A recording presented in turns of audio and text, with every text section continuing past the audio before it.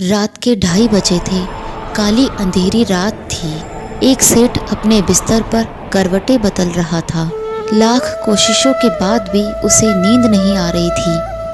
पता नहीं उन्हें कौन सी बेचैनी थी उस रात। सेठ ने कार निकाली और मंदिर में जाकर बैठ गए।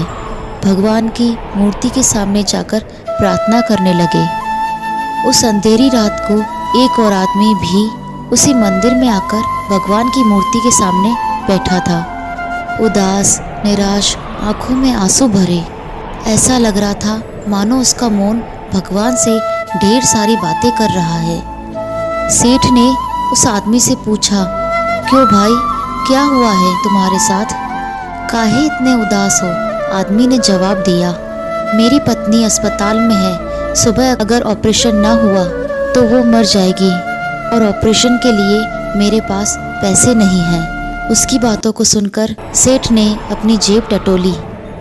जितने पैसे उसकी जेब में थे सारे के सारे उस आदमी को दे दिए। उस गरीब आदमी के चेहरे पर उम्मीद की एक किरण नजर आने लगी। सेठ ने उसके हाथों में अपना कार्ड रखते हुए कहा, इसमें मेरा फ़ोन नंबर है और पता भी है, और पैसों की ज़रूरत होगी तो बिना किसी हिचकिचाहट इस नंबर पर फ़ोन कर देना। उस आदमी ने कार्ड वापस करते हुए कहा, मेरे पास उसका पता है, मुझे इस पते की ज़रूरत नहीं। सेठ ने आश्चर्य से पूछा, किसका पता है तुम्हारे पास? उस आदमी ने जवाब दिया, उसी का पता जिसने इस काली अंधेरी रात को 2:30 बजे आपको यहाँ भेजा। उसका पता है मेरे पास। एक बार उसके होने पर विश्वास तो करके देखिए। आपको किसी के पते की ज़रूरत नहीं। उसके होने का विश्वास ही आपकी प्रार्थनाओं को दिल से निकालेगा। और अगर प्रार्थनाएं दिल से निकलेंगी, उन प्रार्थनाओं में विश्वास शामिल होगा, तो प्रार्थनाएं ज़रूर कबूल होंगी। बस आपकी प्रार्थनाओं में भरोसा उस छोटे बच्चे की तरह होना चाहिए जिसकी माँ जब उसे हवा में उछालती है पर वह हंसता है और डरता नहीं, क्योंकि वह जानता है कि उसकी माँ उसे कभी गिरने नहीं देगी। अपनी प्रार्थना में वही विश्वास, मासूमियत लाइए जो प्रार्थनाएं विश्वास से सराबोर होती हैं। वह एक मानसिक तस्वीर बना देती है जिस पर आपका मन रचनात्मक रूप से प्रतिक्रिया करने लगता है। कहा जाता है ना, जिस चीज़ को आप दिल से पाना चाहो तो पूरी कायनात भी उसे आपसे मिलाने में मदद करती है। बाइबल में कहा है, मांगो तुम्हें मिल जाएगा, खोजो और तुम पा लोगे, खटखटाओ और तुम्हारे लिए द्वार खुल जाएंगे। आपको पूरे विश्वास के साथ प्रार्थना करनी होगी, पूरे विश्वास से मांगना होगा, तभी आपको मिलेगा। प्रार्थना करना सिर्फ एक मानसिक कर्म है, पर विश्वास उस मानसिक कर्म को मानसिक तस्वीर में बदल देता है। उन चीज़ों को घटते हुए महसूस करो जिसके लिए आप प्रार्थना कर रहे हो।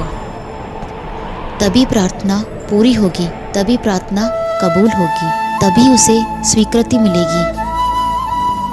और कहा भी गया है कि एक तस्वीर 1000 शब्दों के बराबर होती है।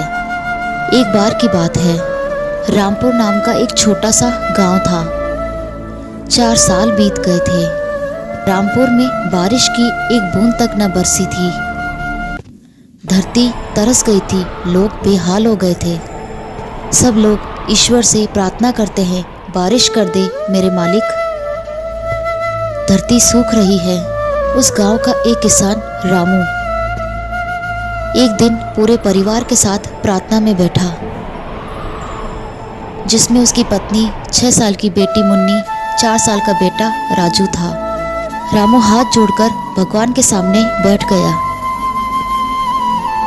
रोंदी हुई आवाज में आंसुओं को आंखों के भीतर छुपाकर बोला, सुना है भगवान बच्चों की बहुत जल्दी सुनता है। चलो हम सब मिलकर ईश्वर से बारिश के लिए प्रार्थना करते हैं। सभी अपनी अपनी तरफ से प्रार्थना करने लगे। मुन्नी मन ही मन भगवान से कह रही थी, मेरे बाबा बहुत परेशान हैं, आप तो सब कुछ कर सकते हैं। हमारे गांव में बारिश कर दीजिए ना। पूजा के बाद सब लोग उठ गए। रामू कुछ काम से बाहर जाने लगा। आप कहाँ जा रहे बाबा? मुन्नी बोली। बस खेत में जा रहा हूँ मुन्नी, बाबा बोले। बाबा रुको, अपने साथ छाता ले जाओ। मुन्नी दौड़कर भीतर गई और खूंटी से टंगा छाता ले आई। छाता देखकर रामू बोला, अरे मुन्नी, भला अब इसका क्या काम? शाम होने को है, धूप कब की जा चुकी। मुन्नी मासूमियत से बोली, बाबा आप भूल गए, अभी थोड़ी देर पहले ही तो हमने प्रार्थना की है, कहीं बारिश हो गई तो? मुन्नी का जवाब सुनकर रामू तो स्तब्ध रह गया। कभी वो आसमान की तरफ देखता, कभी मुन्नी के मासूम चेहरे की तरफ। उसी पल उसने महसूस किया मानो कोई आवाज उससे कह रही हो, प्रार्थना करना अच्छा है, लेकिन उससे जरूरी है इस बात पर यकीन करना कि तुम्हारी प्रार्थना सुनी जाएगी, फिर उसी हिसाब से कार्य करना।